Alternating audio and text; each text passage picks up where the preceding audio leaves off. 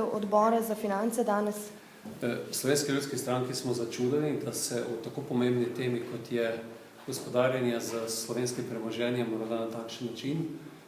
Mi smo trdno prepričani, da priporočila, ki smo jih Slovenci dobili na osnovi naših obljub, so trdna zaveza in to trdno zavezo je potrebno čim prej uresničiti na takšen način, da se najprej opredeli, kako s slovenskim holdingom in v nadaljevanju tudi izdela jasna klasifikacija razpolaganja s slovenskim premoženjem, ki je v državni lasti.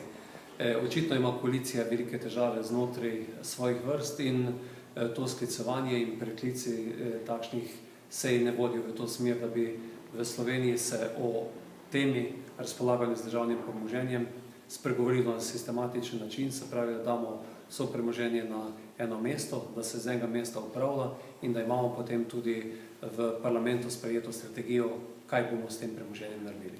Ampak kakšna je bila ta obrazložitev? Zakaj je bila seja predstavljena? Obrazložitve ni bilo, ampak enostavno pobudniki iz Pozitivne Slovenije so pač svojo pobudo preklicali. Gre pa več kot očitno za nedogovor oziroma spor v koaliciji. Nova Slovenija terja odstop podpredsednika odbora za pravosodje, ki je včeraj na svojo roko sklical sejo. Se ji pridružujete oziroma kakšen je vaš komentar?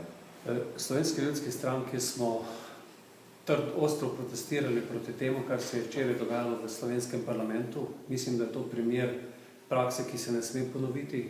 Šlo je za klasično kršitev poslovnika in v tem primeru se pridružujemo tej zahtevi in pa pričakovanju, da tisti, ki so na takšen način včeraj ob 11. uri, ko vemo, kaj se v Sloveniji dogaja, kršili poslovnik in zaostrovali zadevo v slovenskem parlamentu, da je ta odstop potreben.